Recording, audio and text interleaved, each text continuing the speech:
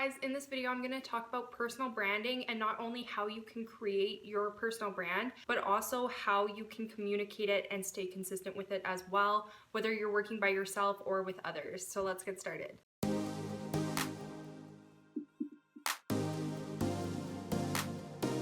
Personal branding is influencing how the public sees you.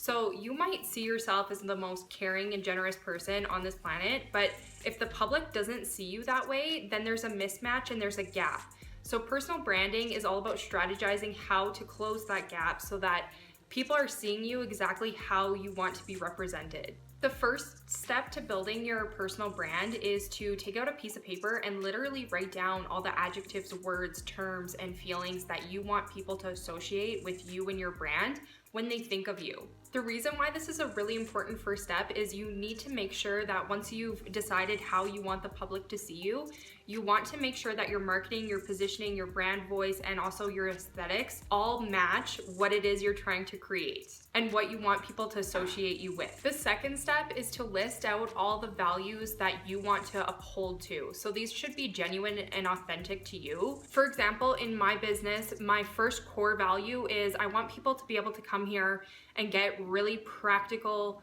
marketing advice for their business, regardless of where they're starting at. And the second core value I hold is offering real and non-fluffy information.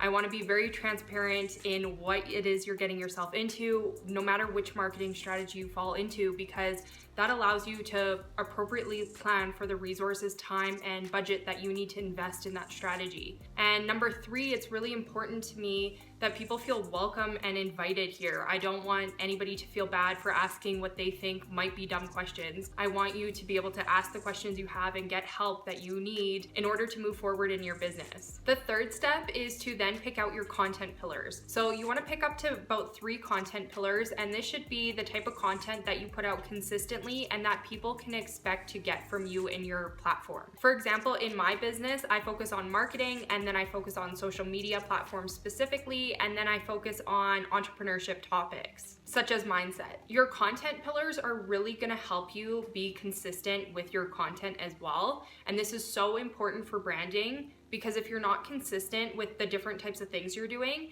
then people aren't going to know what to expect from you, and the trust in your platform is going to be reduced. And the fourth suggestion I have for you if you're looking to build a personal brand is to actually go look up brand archetypes. For example, in my business, one of the brand archetypes I have is the hero one. And these are the values that I want to embody for my business.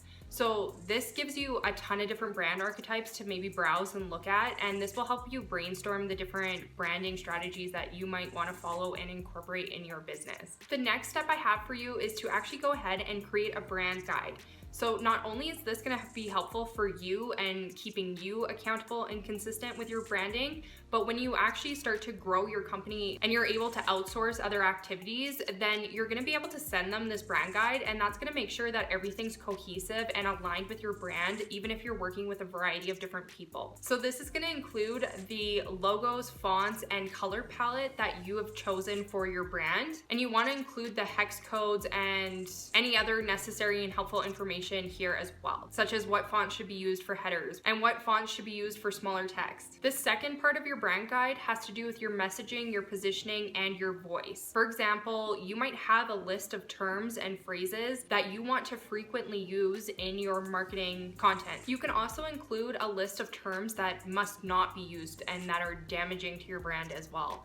For example, maybe you have a very classy, girly, dreamy type of brand, then swearing like a trucker in your content or your captions or your videos or different things like that, then that would be something that's contradictory to your brand. It's not consistent, and you wouldn't want to do that. I know we covered a lot in this video, so I just want to recap really quickly. The first thing you want to do is consider what verbs, adjectives, feelings, and different emotions do you want people to associate you and your brand with. Number 2 is to pick out what your core values are and write them down.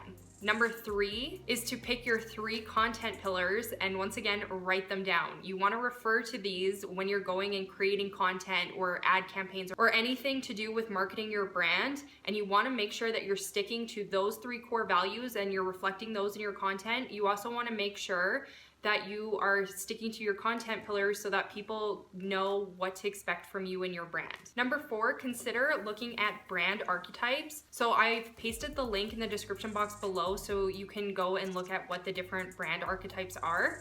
And those can just be an extra resource for you to look at if you're not sure of where you want to take your brand. And number 5 is make sure that you create a brand guide. This is going to be extremely helpful for you and making sure you're consistent with your brand, but also it'll help you in the long term as your business grows, because as you're outsourcing work to different people, then you can make sure that everything's cohesive, even if multiple people are working on your brand with you. With that said, thank you so much for watching this video. If you got value from it, make sure you hit the like and subscribe button, and I will catch you on the next one. Bye.